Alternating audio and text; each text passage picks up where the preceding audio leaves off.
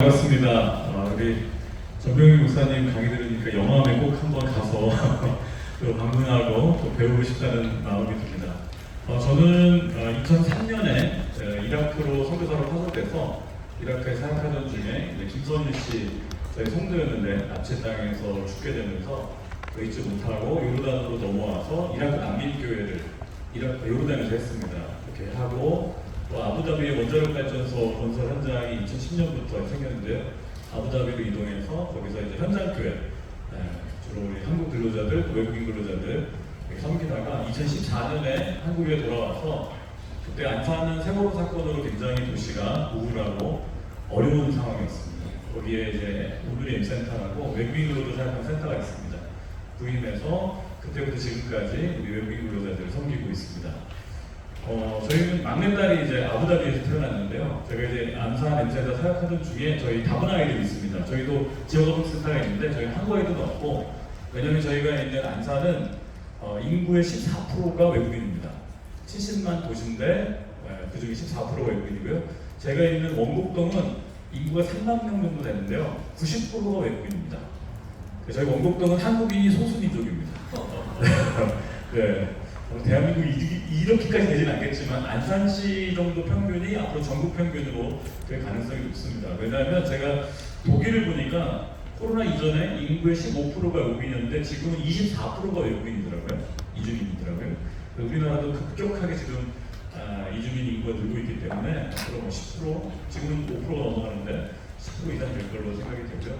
저희 그러다 보니까 저희 지역어업센터 다문 아이들 또는 외국 아이들이고요. 저희는 주일학교가 있는데 주일학교도 거의 다 외국인 아이들입니다. 몽골, 베트남, 필리핀, 우즈베키스탄을 아이들 한 30명 주일학교 예배드립니다. 제가 한 주는 이제 코로나 전이었는데요. 설교하던 중에 궁금해서 여기 한국에서 태어난 친구들 손 들어봐 그랬더니 한 20명이 손을 들더라고요. 베트남 다문화 가정, 필리핀 다문화 가정 한국에 태어났죠. 애들이 한국말 잘합니다.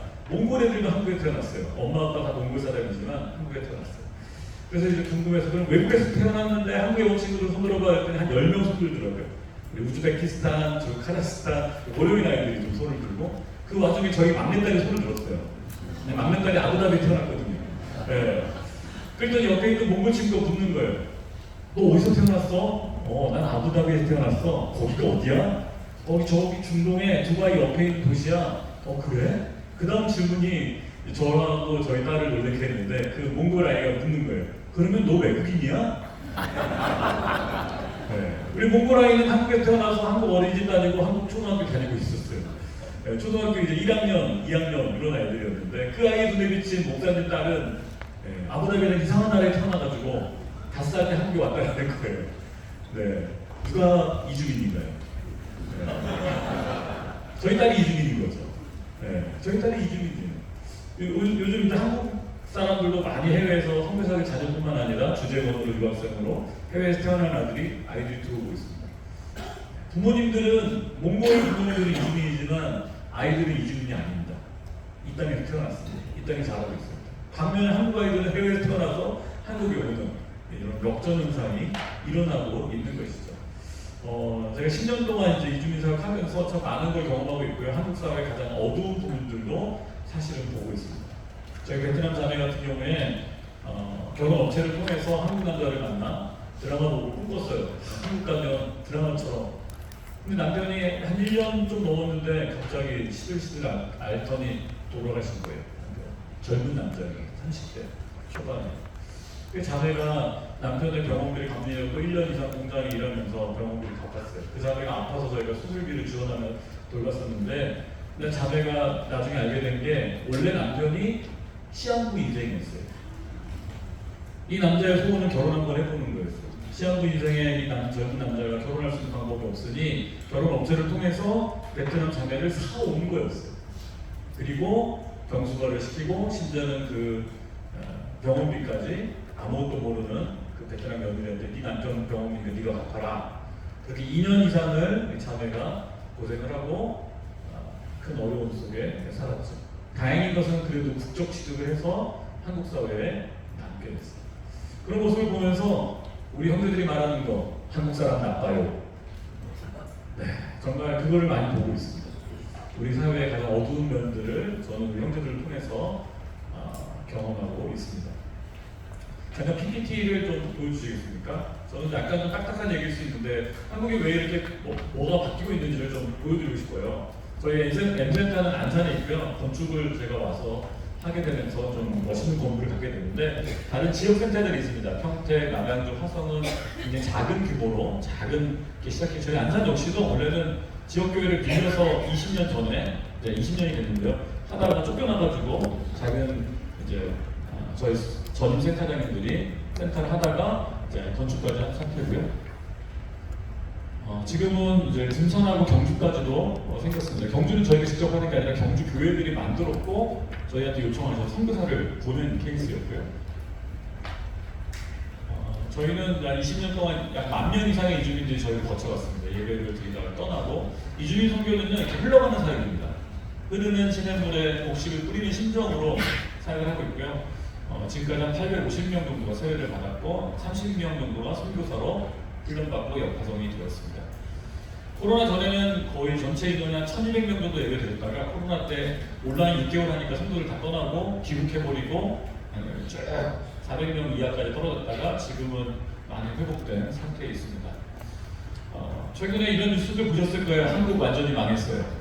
미국 교수님이 한국의 인구 통계를 보고 심지어는 윤석열 대통령께서 인구 국가 비상 사태까지 선포했죠. 심지어는 저기 이렇게 공무원들은 저출생과의 전쟁 반드시 승리한다. 옛날 우리 방식으로 대응하는데 해결이 안 되고 있습니다. 금년에 저에게 가장 충격적인 뉴스 중에 하나는 이거였습니다. 올해 3월 달에 전국의 157개 학교에 초등학생 신입생이 없었습니다. 저는 초등학교 때 5억반 다녔습니다. 공부를 못해서 5억반이 아니라 학생이 너무 많아서 교실이 감당을 못해서 한 반에 70명씩 오전반, 오후반. 그래서 저는 안양에서 학교를 다녔는데 5억반 다녔거든요. 근데 지금은 학생이 없어서 특히 전라북도와 경상북도가 좀 심각한 상황입니다. 서울에 있는 화양초등학교는 이미 폐교를 했습니다. 올해 36만 명이 1학년으로 학교를 들어갔는데요. 앞으로 5, 6년 후면 초등학교 들어갈 학생은 23만 명이 안 됩니다. 13만 명이 또 줄어들 겁니다. 그 얘기인즉슨 이런 학교들은 다 폐교한다는 얘기죠. 저희가 올해 안산시 교육청에서 M센터를 몇 차례 찾아오셨습니다. 교육장님, 또 장학사님 찾아오셔서 제발 위탁형 대안학교를 하나 해달라. 무슨 말씀입니까? 봤더니 안산시 저희 원곡동 주변에 학교가 초등학교 6개가 있어요. 학교에 갑자기 외국 아이들이 많이 들어오고요. 다문 아이들은요 한국어 잘합니다. 아빠가 주로 한국 분들이고 어렸을 때부터 한국에서 태어났고 어린이집, 유치원, 초등학교 들어가기 때문에 한국어 잘하는데 순수 외국 아이들이 요즘 최근에 많이 늘어나고 있습니다. 물론 러시아나 중국 입국하는 동포들, 중국 입국하는 아이들도 있지만 순수 외국인들이 늘어나서 안산시 저희 원곡동 학교들이 감당을 못해서 저희한테 3개월간 집중교육을 좀 시켜달라. 시범 사업으로. 그래서 안산이 국어 2개거든요. 그래서 저쪽 상록구 쪽은 안산 동산교회가 2개반, 저희 안산은 저희 강원구 쪽은 저희 M센터에서 2개반을 현재 1학기, 2학기째 운영하고 있습니다. 근데 이것이 시범 사업이기 때문에 앞으로 경기도 지역에 확대될 것 같고 다른 지역에도 확대될 것 같습니다. 왜냐하면 초등학교에서 1, 2학년을 담당하는데요. 3, 4, 5, 6학년은 선생님들이 얘 하나 붙들고 한국어를 가르칠 수가 없는 거예요. 그러니까 3개월씩 저희한테 맡겨서 집중교육시키고 학교로 돌려보내는 형태의 위탁형 대안학교를. 근데 저희가 가만히 있는데 자꾸 돈을 주시면서 이거 좀 해달라, 이거 좀 해달라. 근데 저희가 교회 예산을 계속 줄고 있습니다. 근데 지금 저희 성도들, 이주민 성도들의 헌금은 계속 늘고요. 그 다음에 정부 지원이 계속 늘고 있습니다. 지금은 교회에서 주는 오늘까지 지원해주는 금액이 50%가 되고요. 지금 정부나 저희 자체 헌금이 50%가 되고 있습니다. 지금 내년 되면 역전돼 버립니다. 교회 지원은 또 줄었거든요. 그래서 교회는 점점 재정적으로 어려워지는데 정부 복지 예산, 아까 우리 목사님 말씀하신 것처럼 복지 예산은 이주민들은 재정적으로 탄탄해집니다. 왜냐면 둘이 일하면 많이 벌거든요. 저희 그래서요, 저희 선교사들이나 간사님들보다 저희 이주민 형제들이 월급이 더 많습니다. 어려운 일 하거든요. 야간 수당 받거든요. 주말 수당 받거든요. 자기 나라에서 2, 30만 원 벌다가 한국에 오는데 300만 원씩 버는 거예요. 차도 삽니다, 요즘. 가족이 오니까. 그래서 저희가 요즘 새로운 시대를 보고 있고요. 저희가 금융 사역을 안 합니다. 우리 형제들 보고 니네들이 밥 사라 그럽니다. 네. 니네들이 돈 많이 벌잖아, 밥 사라. 네. 성경공부도 하고요, 11조도 하기 시작하고요. 수련회관은 한국인과 외국인을 차별하지 않습니다. 회비를 똑같이 내게 합니다. 왜요? 다 월급 받고 있거든요. 405만 받는 친구들도 있어요. 그래서 이주인 선교는 금융 사역이 절대 아닙니다. 복음 사역을 하셔야 됩니다. 한반도 인구 전성 시대를 말씀드리고 싶은데요. 여러분 6.25 때 2,100만 명밖에 안 됐습니다. 기억하시다시피 80년대 3,800만 명, 2010년에 5천만 명 넘어서 2020년이 한반도 역사가 가장 많은 인구가 살았던 해입니다. 5,184만 명. 단군 이래로 이 기록은 이제 안 깨질 겁니다. 아니 다시 세울 수 없는 기록이 되어버렸습니다. 지금은 60만 명 정도가 줄었습니다. 순수 한국인 인구는 5천만이 이미 붕괴됐습니다. 그리고 앞으로는 계속 떨어집니다. 이 얘기인즉슨 저와 여러분이 살던 시대는 성장 사회였습니다. 인구 성장을 기반으로 모든 경제, 사회, 인프라가 다 성장했던 시대. 그러나 이미 2020년을 정점으로 찍고 저희는 축소 사회로 넘어가고 있습니다. 기존의 패러다임으로 설명할 수 없고요. 모든 앞으로 바뀔 겁니다. 그래서 저와 여러분의 과거의 경험으로 미래를 경험하려고 하면 안 됩니다. 새로운 시대에 축소 사회에 맞게 우리 사역을 세팅할 필요가 있습니다. 그 이유는 왜 그럴까요? 과거에 우리 정부가 박정희 대통령이 이제 정권을 잡고 나서 경제개발 5개년 계획을 했죠. 잘 살아보세요. 우리도 한번 잘 살아보세요. 동시에 한 정책이 산하 제한 정책이었습니다. 애 많으면 가난해진다. 덮어놓고 나타보면 거짓골 몰면한다. 기억나시죠? 이게 우리 표였고 나라뿐만 아니라 정부뿐만 아니라 온 국민이 힘을 합쳐서 애를 안 낳으려고 결단을 했습니다. 둘만 낳아 잘 기르자. 둘도 많다. 하나만 낳아 잘 기르자. 전 국민이 교육받았고 아이들이 그림 그렸고 포스터 그렸습니다. 그게 70년대, 80년대, 90년대 얘기였습니다. 저희 아버님은 직업군인이셨는데요. 3남매를 낳으셨습니다. 제가 장남인데 79년도에 전방에서 성남으로 와서 집 월세집을 얻는데 퇴짜 받았습니다. 이유는 애가 셋이어서. 저희 아버님 표현을 들리자면 이렇게 얘기했대요. 집주인이. 무슨 돼지 새끼냐, 애를 셋이나 낳냐. 나라에서는 하나만 나오라고 둘만 나오라고. 의료보험 시스템이 우리나라 78년도에 세워졌는데 셋째들은 의료보험을 안 해줬습니다. 그래서 제가 그런 얘기해요. 70년대 생 중에 셋째이신 분들은 생존자라고. 부모님이 나라의 말을 어기고 셋째를 낳아버렸다고. 80년대 생들이 있으면 그런 얘기를 합니다. 자매님들이라면 당신도 생존자라고. 80년대에는 초음파 기기가 등장해서 아들이면 낳고 딸이면 지웠습니다. 왜 지금 애들이 안 태어나는 줄 아십니까? 애 낳을 여자가 없습니다. 왜요? 남자들은 많은데 80년대에서 90년대에는 여자가 숫자가 적습니다. 1대1이 아니에요. 다 우리가 해놓은 일의 결과를 지금 저희가 겪고 있습니다.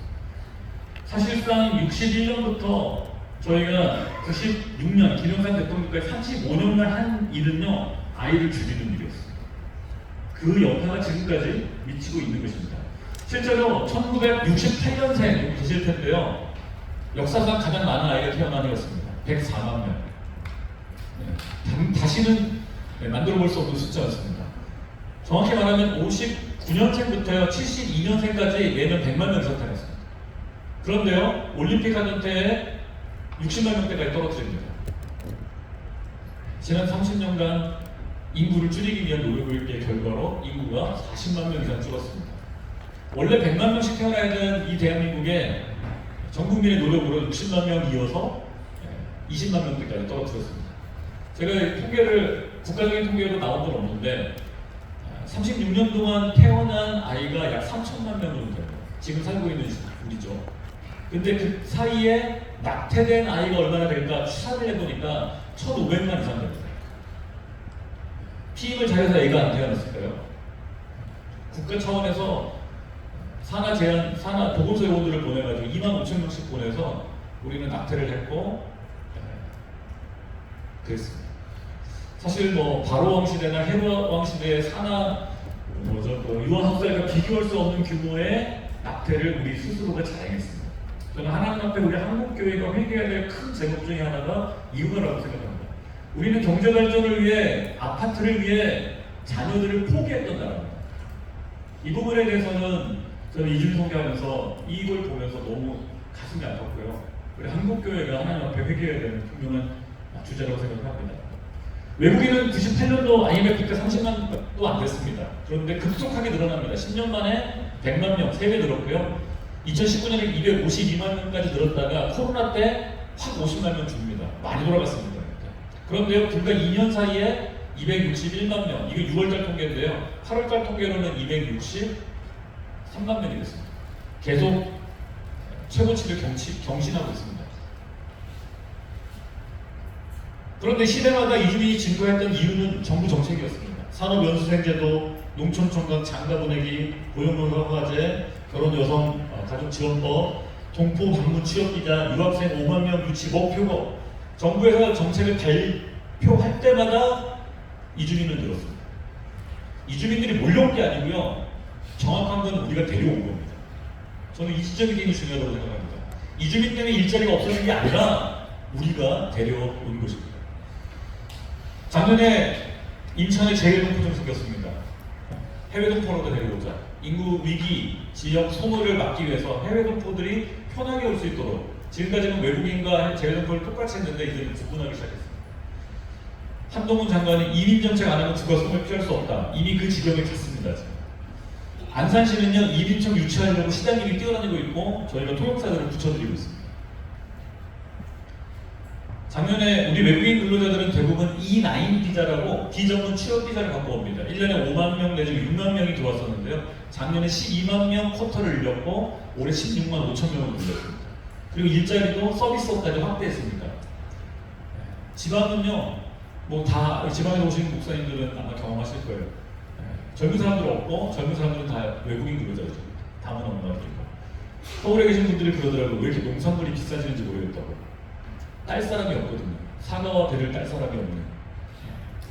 선장님들만 한국분이고 선원들은 다 필리핀, 베트남 친구들입니다. 공장도 마찬가지입니다. 우리의 가장 기본적인 먹거리와 산업 기초로 다 외국인들이 하고 있는 실정이죠. 저희 베트남 자매들이, 캄보디아 자매들이요, 12,000장씩 깻잎을 따고 있습니다. 그들이 그걸 안다면 우리가 삼겹살도 못 먹는 지경에 이르렀습니다. 왜요? 우리는 우리 자녀들을 하나씩밖에 안 낳았거든요. 너무 귀한 아들이거든요. 귀한 딸이거든요. 너는 유학 가라. 너는 서울에 가라. 그러다 보니 어떻게 됐습니까? 집안은 다 정렬한 학교였고 이주민들이 들어왔죠. 그런데 사장님들이 너무 힘들었어요. 공장에 있는 분들이. 왜냐면요, 이 비자로는 4년 10개월밖에 못 있거든요. 돌아가야 돼요. 시큰 기술 가르쳐놨더니 비자 끝났다고 돌아가는 거예요. 그래서 20년 동안 사장님들이 고용국에 계속 요구했어요. 비자 좀 바꿔달라. 그래서 어떤 것이 생겼는가? E7 계열의 비자는 전문 취업 비자입니다. 주로 엔지니어들, 영어 강사들 이런 비자인데 E7-4, E7-4라는 비자가 있어요. 이거는 전문 취업 비자인데요. 원래 전국에 2,000명밖에 안 주던 비자예요. 굉장히 받기 어려운 비자인데 작년에 35,000명으로 17배 늘렸습니다. 그리고 중앙부처뿐만 아니라 지자체에도 이 쿼터를 나눠줬어요. 이 비자는 뭐냐? E9으로 왔던 친구들이 토픽 시험 2급 받고요. 사장님들이 추천해주고 연봉 2,500만 원, 최저임금을 받으면 받을 수 있는, 전환할 수 있는 비자예요. 그러면 이 비자로 바꾸면 안 돌아가도 돼요. 그리고 더 중요한 건 가족을 데려올 수 있게 됩니다. 작년부터 이 비자의 영향으로 우리 형제들이 열심히 한국어 공부하고 있어요. 한국어 2급 받기 위해서. 1급이 제일 낮거든요. 1급, 2급 별로 어렵지 않습니다. 2급 받으면 가족을 데리고 올 수 있어요. 캄보디아, 우리 미얀마, 이 친구들이요, 가족 데려오려고, 네팔 친구들이. 그리고 실제로 가족을 데려오기 시작하고 있습니다. 그 여파로 교육청에서 저희한테 이 애들을 위해 한국어를 해달라는 거예요. 그런데 35,000명이 적어 보이지만 1년에 35,000명입니다. 그러면 구인 데려오면 얼마죠? 7만 명 됩니다. 아이 한 명 데려오면 어떻게 되죠? 10만 명 됩니다. 그러면 10년이 지나면 얼마나 될까요? 이 비자 하나로 100만 명이 이주민이 늘어나는 효과가 발생됩니다.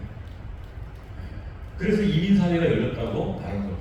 이런 내용을 한국 분들은 모르십니다. 관심이 없기 때문에. 저희 지금 이주민 사역하는 분들이나 정책하는 분들이나 알고 있는 것이죠. 그리고 외국인 계절 근로자도 계속 늘어나고 있죠. 그리고 F2R이라고 지역 특화형 비자도 새로 생겼습니다. 지역에서 5년 이상 머물도록 묶어놓는 비자예요. 저희 화성에서 일하던 사역하던 우리 네팔 목사님이 이 F2R 비자를 갖고 경상남도로 내려가게 됐어요. 거기서 일하면서 정착하는 거예요. 가족을 데리고. 그래서 한국 사회는 앞으로 이민 사회로, 아니 앞으로가 아니라 이미 넘어갔습니다. 이 속도가 점점 빨라지고 있습니다. 외국인 유학생 2010년에 5만 명 유치가 목표였는데요. 지금은 30만 명의 유치가 목표입니다. 이미 22만 명을 넘어가고 있고요. 최대 숫자는 베트남 학생들입니다. 코로나 때 역전이 됐습니다. 중국 유학생이 더 많았는데 지금은 베트남 유학생들이 훨씬 많습니다. 왜냐? 와서 아르바이트만 해도요. 원래는 일주일에 20시간이었는데 지금 30시간까지 늘렸습니다. 1시간당 10,000원이면 일주일에 30만 원 벌고요. 한 달에 120만 원 벌입니다. 자기네 30만 원 벌기 어렵습니다. 근데 한국에 와서 낮에 공부하고 밤에 일하면 120만 원씩 벌 수 있는 거예요. 돈 벌면서 일하기 위해서 오고 있습니다. 아시아의 학생들이 오고 있습니다. 이공계 실험실에 석박사 과정 실험실에 10명 중에 1명은 외국인 학생들입니다. 제가 지난번에 포항동대 갔더니 히잡 쓴 여학생이 있더라고요. 물어봤어요. 어디서 왔냐고. 말레이시아에서 왔대요. 뭐 공부하냐고. 핵공학을 공부하고 있대요. 박사과정에서. 어학당만이 있는 것이 아니라 박사급 학생들도 한국으로 몰려오고 있습니다. 왜요? 우리나라가 핵발전소, 반도체, 조선, 전기 배터리 다 1등이거든요. 그거 배우러 오는 거예요. 아시아에 미국으로 유학하기 너무 어렵잖아요. 비싸잖아요. 한국으로 오는 거예요. 아시아의 엘리트들이 한국으로 몰려오고 있어요. 다른 의미로 말하면. 이미 경희대나 연세대는 외국 학생이 5,000명이 넘습니다. 근데 지역도 더 심합니다. 근데 지역에서는요, 지역 대학들의 소교를 받기 위해서 유학생들을 늘리고 있고, 또 유학생들이 지역에 있는 공장이나 기업에 취업할 수 있도록 전공 파괴하고 적극적으로 눌러앉히는 정책으로 지금 가고 있습니다. 이들을 잡아야 되는 거죠, 사실. 심지어는요, 군대도 가고 있습니다. 지금은 개인이 국가를 선택하는 시대입니다. 작년 7월에 저희 M센터에 한 친구가 두리번거리더라고요. 원래 이 좌우를 분별치 못하는 자, 요나서 있잖아요. 좌우를 분별치 못하는 자가 교회 오면 누구예요? 새가족입니다. 헌가족은 압니다. 어딜 가야 되는지. 근데 새가족은 좌우를 분별치 못해요. 어디지? 이런 친구가 있길래 제가 이제 뭐 도와드릴까요? 어느 나라에서 왔어요? 파키스탄 친구더라고요. 한국어 배우고 싶다고. 그러냐고. 근데 이미 한국어만 시작했으니까 한 30분 기다려야 된다고. 그때 우리의 가장 강력한 무기가 있습니다. 믹스커피. 믹스커피 한잔 하자고, 커피 한잔 하자고. 종이컵에 타서 앉혀놓으면 이거 마시는 거 저는 얘기해야 되잖아요. 10분 동안 이야기 나누면서 무슨 일인가, 왜 한국어를 배우려고 합니까? 물어봤더니 놀란 게 이 친구는 시화군단에서 일하는 친구인데 오전에 건너편 모스크에서 예배드리고 한국어 교실 찾다가 길 건너에서 M센터를 구글에서 발견하고는 온 거예요. 오전에 모스크에서 예배드리고 오후에 M센터 찾아온 거예요. 한국어 배우겠다고. 왜 배우려고 그래요? 그랬더니 군대 가야 된대요. 제가 놀렸어요. 왜? 파키스탄 사람인데? 알고 봤더니 아빠가 파키스탄, 엄마가 한국 사람이었어요. 주민등록증이 있더라고요. 어렸을 때 한국에 태어났는데 어린 시절 유치원 때 파키스탄으로 갔대요. 초등학교, 중학교 다니고 고등학교는 요르단으로 유학을 했대요. 이슬람 교육을 받기 위해서. 종교 철저하게 교육받고 고등학교를 졸업하자마자 온 가족이 한국으로 왔는데 교통사고로 엄마 아빠가 돌아가신 거예요. 이제 각 졸업한 이 학생이 살 길이 없잖아요. 파키스탄 아저씨들 도움받아서 시험공단에 일자리 얻어서 모스크 예배 드리면서 근데 영장이 날라오는 거예요. 군대 가라고. 왜요? 주민등록증이 있으니까. 한국말 너무 못하니까 한국어 좀 배워와라. 배울 데가 없는 거예요. 제가 물어봤어요. 모스크에서 한국어 안 가르쳐줘요? 한국 사람이 없대요. 다행이죠. 찾다가 길 건너편에 M센터라는 곳에서 한국어 가르치네? 그래서 제가 물어봤어요. 여기 교회에서 하는 거야. 자기는 한국어를 배울 데가 없다는 거예요. 교회 상관없으니까 가르쳐달라. 제가 저희 전도를 제일 잘하는 청년을 붙여서 6개월 동안 한국어를 가르쳤어요. 군대 가는 날 포천에 철원에 육사단으로 가게 됐는데요. 저희가 아침에 가는 날 저는 같이 갈 수가 없어서 사역자들이 같이 가고 이제 기도해주고 예배 때도 기도해주고 성경책을 넣어가지고 하더라고요. NIV 성경책. 이슬람 꾸란을 안 가져가고 성경을 가져가는 거에 제가 너무 감동했어요. 훈련소 마치는 날 제가 철원에 가서 신교대 훈련 가서 연애하고 오리구이 구워주고 기도해주고 펑펑 울더라고요. 얼마나 서러웠겠어요. 휴가를 나왔는데 모스크에 있는 아저씨들은 미리 연락했대요. 모스크 아저씨들한테 자기 가니까 좀 먹을 것 좀 준비해라. 아무도 신경을 안 쓰고 있더라고요. M센터에 온 거예요. 저희가 같이 먹게 해주고 토요일날 결혼식 데려가지고 월요일날 저희 권사님 장례식에서 권사님 장례식 데려가고 휴가 나와서 결혼식 장례식 다. 그 다음 휴가부터는 어떻게 할 거예요? 모스크 안 가요. 계속 M센터로 와요. 할렐루야. 한국말 잘해요. 근데 이런 아이가 또 있어요. 인도네시아. 인도네시아에는 아빠가 한국인, 엄마가 인도네시아 무슬림 여자였어요. 아빠가 일찍 돌아가셔서 인도네시아 엄마가 이렇게 컸는데 한국 국적이 있고 중학교, 고등학교 저희 옆에다 키웠어요. 논산훈련소 가서 세례 받았어요. 그냥 놔뒀으면 무슬림 아이로 자랐을 아이들이 M센터를 만나서 신앙을 갖게 되고 세례를 받고 지금 둘 다 하나는 3사단, 하나는 6사단에서 가장 힘든 곳에서 군생을 하고 있어요. 근데 이런 아이들이 현재 5,000명이에요. 계속 늘어납니다. 다문화입니다. 저는 요즘 다문화 중선교 해야 된다. 이런 시대가 됐다. 그럼 한국 아이들은 한국 군대 안 가려고 한국 국적을 포기하고 있습니다. 미국 시민권을 얻고 있고 호주 시민권을 얻고 있고 1년에 한국 국적을 포기하는 사람이 2만 명입니다. 그 중에 상당수는 군대로 회피가 있습니다. 아이들도 안 태어나는데 국적도 포기하고 있어요. 근데 다문화 아이들은 군대를 가고 있어요. 저는 묻고 싶습니다. 누가 한국인입니까? 누가 한국인입니까? 군생활하고 나라를 우리 대신 지켜주는 사실 제 둘째 아이가 지금 영평도에서 해병대로 근무하고 있습니다. 아들이 군대 보냈기 때문에 말할 수 있습니다. 군대 갔다 와야 스티브 유가 한국 사람이 아니잖아요. 그죠? 미국인이죠. 그러나 우리 다문화 아이들은 군대를 가고 있습니다. 한국인으로 크고 있는 것이죠. 근데 얼굴색이 다르다고 외국인 대우하면 안 되는 거예요. 파워포인트 다시 보여주시죠. 제가 흥분했습니다. 네. 국내 체류 외국인은요, 지금 523만 명 도달했고요. 네, 보시면은요, 2000년에서 2007년, 7년 사이에 50만 늘었고요. 6년 사이에 50만 늘었고요. 그 다음 3년 사이에 50만 늘었고요. 3년 사이에 50만 늘었고요. 코로나 때 확 줄었다가 2년 만에 50만 늘었습니다. 50만씩 늘어나는 시간의 이 길이, 인터벌이요, 굉장히 짧아졌어요. 2, 3년에 50만씩 늘어납니다. 이 추세로 가면은요, 네, 앞으로 한 3년 후면, 3년이 뭡니까? 네, 2, 3년 후면 300만, 400만, 제가 예측해보니까 2040년쯤 되면 500만 되더라고요. 이주 배경 인구가. 원래 통계청에서는 2040년에 323만을 예측했습니다. 갭이 굉장히 크더라고요. 왜 그런가 봤더니 정부 정책이 작년에 엄청나게 발표됐어요. 그거를 반영을 안 해서 그래요. 근데 실제로 통계청 예측보다 다 10년이 빠릅니다. 그래서 앞으로 10년 후에 대한민국의 모습은 인구의 10% 이상이 이주 배경 인구, 이주민과 그 자녀들로 구성되게 될 것입니다. 그렇다면 한국교회 성도의 10%가 이주민이 될 수 있을까? 우리 지역사회 인구의 10%가 이주민인데 우리 교회 성도는 10%가 이주민이 될 수 있을까? 우리 스스로에게 질문을 던질 필요가 있습니다. 출입국 관리소, 법무부 산하, 외국인 정책 통계 월보는 매월 발표됩니다. 굉장히 정확합니다. 우리나라는 미리국이 안 되는 나라이기 때문에 정확합니다. 261만 6월달 나왔는데 8월달 통계가 며칠 전에 발표됐는데 263만으로 또 늘었습니다. 국내 체류 동포 중에 3분의 1이 동포입니다. 국내 체류 외국인 중에 3분의 1이 동포입니다. 중국 동포가 제일 많고요. 미국 동포, 우즈베키스탄 동포, 고려인들이죠. 그 순서대로 약 86만. 저는 이주민 선교하면서 이런 생각을 해요. 이주민 선교는요, 통일을 대비한 예비고사 같습니다.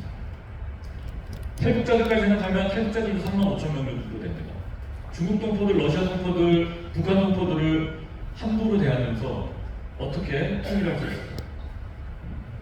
저는 그래서 이주민 선교를 잘하는 교회들이 나중에 북한과의 통일 시대에 선교를 잘할 것이다. 앞으로 난민은 중동에서 오지 않습니다. 레바논 난민이 한국까지 안 옵니다. 시리아 난민이 안 옵니다. 서해안으로, 동해안으로 북한 난민들이 100만 명 이상이 내려올 겁니다.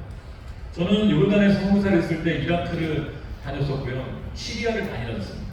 시리아 다마스커스도 수차례 갔었는데 나라가 한번 흔들리니까요.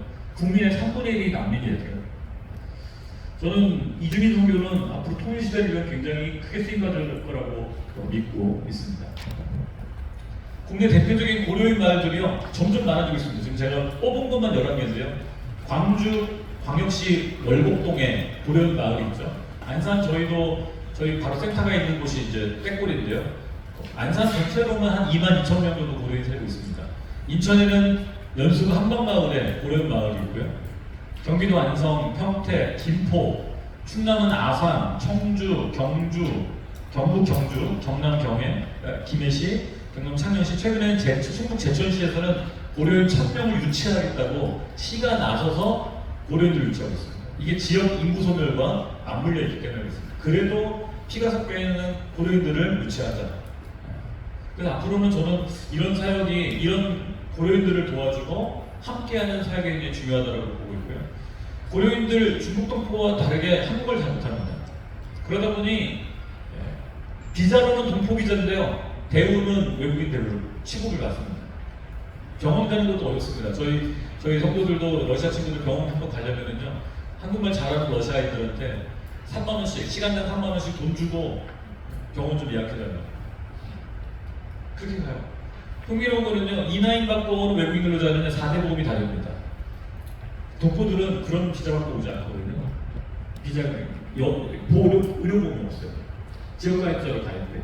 의료보험에 대한 굉장히 어렵습니다. 그래서 저희가 그 독산동에 희년의료공제회라고 있습니다. 거기에서는 불법 체류 외국인들을 위해서 공제회를 해요. 그래서 한 달에 10,000원씩 내면 전국의 550개 병원에서 일반 국제 수가가 아니라 이제 낮은 수가로 할 수 있게 도와주고 있어요. 왜 이런 얘기를 하는가? 이주민 살다 보면 병원 갈 일이 많습니다.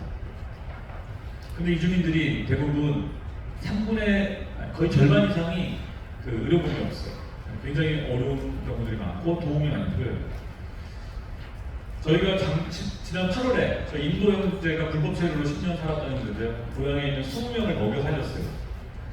강릉에 수련회 갔다가 이 친구가 발작이 나가지고 혀를 깨물고 쓰러진 거예요. 피를 토합니다. 강릉에 이제 아산병원에 급하게 응급실로 해서 살렸는데 그 선망 증세가 나타나고 뇌출혈이 나오고 그래서 거의 죽을 지경이었어요.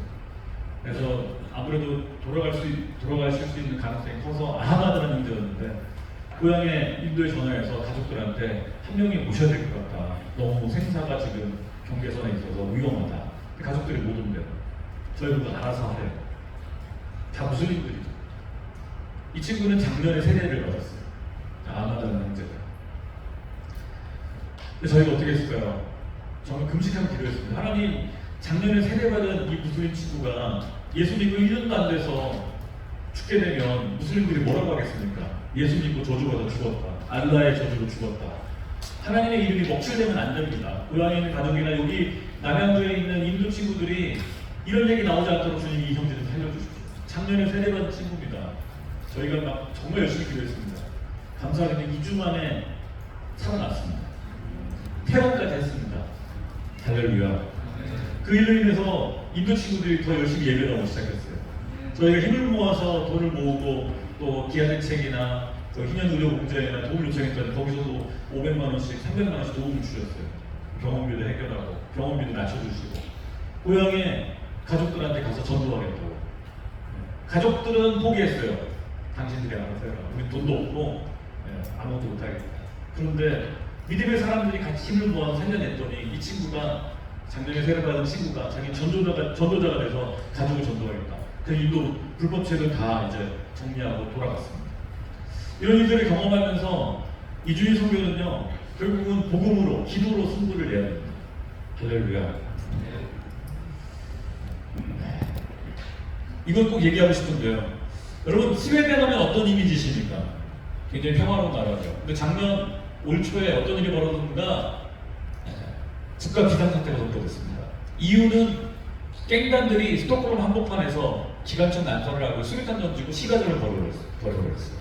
군대를 동원해서 진압을 했습니다. 근데 그 깽단들이 누군가 아프간, 시리아, 아랍에서 온 이민자들의 2세들이었습니다. 1세들은요, 힘든 일 해도 버팁니다. 자기 나라보다 거기가 나으니까. 근데 1.5세 2세대들은요, 그 나라 말을 잘하고 그 나라 사람들하고 같이 교육받았는데 얼굴색이 다르고 아랍계라는 이유로 계속 무시받았어요. 그 아이들이 외로운 늑대로 있다가 나중에 늑대 떼가 돼버리고요. 그래서 그들끼리 깽단을 만들고 그들끼리 시가전을 스톡홀름에서 벌여버립니다. 그래서 난리가 나셨습니다. 저는 그런 생각이 들어요. 한국도 이런 일이 앞으로 벌어질 것이다. 저희 이주민 아이들, 특히 다문 아이들도 그렇지만 중도 육한 아이들이 굉장히 심각합니다. 돌봐주는 사람이 없어요.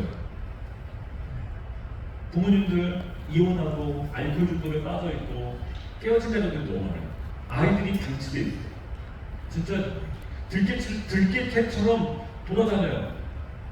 싸우고 담배 피고. 누가 이 아이들을 품을 것인가? 아까 우리 목사님 말씀하신 것처럼 누가 이 아이들을 위해서 울어줄 것인가? 공무원들이, 선생님들은 나오지 마라 학교에. 그렇게까지 말합니다. 교회만 이 아이들을 품을 수 있더라고요. 교회가 이 아이들을 품어줄 때 이 아이들이 하나님의 사람 바뀝니다. 저희 센터에 단일이라고 있습니다. 카자흐스탄에서 온 노교인 아이인데요. 엄마가 미얀마 사람이랑 이렇게 가게를 해서 카자흐스탄에서 미혼모로 애를 낳았습니다. 생분 미얀마 사람이죠. 근데 엄마가 한국에 돈 벌러 왔다가 한국 남자를 만나서 결혼을 했어요. 아이는 버려두고. 그 아이는 할아버지 할머니 손에 컸습니다. 그런데 할아버지 할머니가 11살 때 돌아가셨어요. 어느 날 어떤 아줌마가 와가지고 자기를 데리고 비행기를 타고 한국에 오게 됐대요. 그 아줌마가 자기 엄마였대요. 엄마지만 엄마라고 부를 수가 없는 거예요. 엄마는 이 아이의 존재 자체가 싫은 거예요. 있지만 없는 아이처럼. 한국에 왔지만 아빠라고 한국 아빠 말도 안 통하지만 어색하죠. 동생들이 여동생들이 있는데 어색하죠. 아빠 엄마가 있으면 집에 안 들어갔대요. 학교 가서는 계속 엎어져 자고 조선 고려인 할머니들하고 앉아서 기억리는 배우고 놀이터에서 배회하고 엄마 아빠 없으면 가서 몰래 옷 갈아입고 나오고 그렇게 배회하던 아이를 저희가 전도하다가 만났고 센터에서 피자와 치킨 아이들 사이에 피자와 치킨이 그러고요. 먹이면서 가르쳤습니다. 중학교, 고등학교 사고 치고 싸워도 갈 데가 없으니까 센터에 나오는 거예요. 그 아이가 대학을 들어갔어요. 엄마 아빠가 학비를 안 내주겠대요. 내 아들 아닌데 내가 왜 학비를 내주냐. 저희 선생님 집사님들이 얘는 학교를 보내야 된다. 저희 센터에서 처음으로 대학을 합격한 애였어요. 학비를 만들어서 4년을 공부시켰습니다. 주말마다 서울에서 안산에 내려와서 동생들한테 러시아어로 수업을 가르치고 러시아어 한국어를 가르치며 동생들 가르치고 집에는 가면 어색하니까 최근에 한국 회사에 취업을 했습니다. 할렐루야. 이 친구가 한 명이 나오니까 동생들이 다 따라가는 거예요. 우리도 대학 갈 수 있어요? 우리도 갈 수 있어요? 저희 센터에 대학생이 10명이 됐습니다. 할렐루야. 여러분, 이 아이가 믿음의 고백들을 해요. 동생들에게 신앙 고백, 지금 저희 청년부 회장이 됐습니다. 다문화 청년부. 저는 이주민 사역하면서 그런 고백을 하고 싶습니다. 여러분, 요셉이나 다니엘이나 다 이주민 아이들 같은 사람들이었어요. 가슴에 한 맺힌 사람들이었어요. 그런데 하나님이 쓰시니까 민족을 구원하고 나라를 변화시키는 사람들이 쓰인 거예요. 저는 한국 사회에 온 다문화 아이들, 우리 이주 청소년들이 외로운 늑대나 깽단이 되지 않고 하나님의 사람으로 변화될 수 있다고 믿습니다. 그리고 그 일에 한국교회가 나서야 됩니다. 저희는 최근에 아프간 자매가 세례를 받았습니다. 380명 특별기여자로 왔던 친구들입니다. 저희가 2년 넘게 그 가정들을 돌봤는데 아이들은 이제 한국을 잘합니다. 그 아이들과 함께 도서관에서 인천의 한 도서관을 빌려서 한 달에 한 번씩 아이들과 함께 아프간 아이들과 예배를 시작했습니다. 이주민 사역은요 국률 사역이 안 합니다. 사람이 변화는요 예배밖에 없더라고요. 공동체밖에 없더라고요. 그래서 정말 교회 공동체가 아이들을 품어내고 이주민들을 품어낼 때 저는 한국 사회의 미래에 새로운 희망이 있다라고 믿습니다. 교회, 이주민의 친구, 다문화 가정의 희망이 될 수 있다라고 믿고요. 이 일에 많은 지역교회가 함께 해주시기를 부탁을 드립니다. 감사합니다.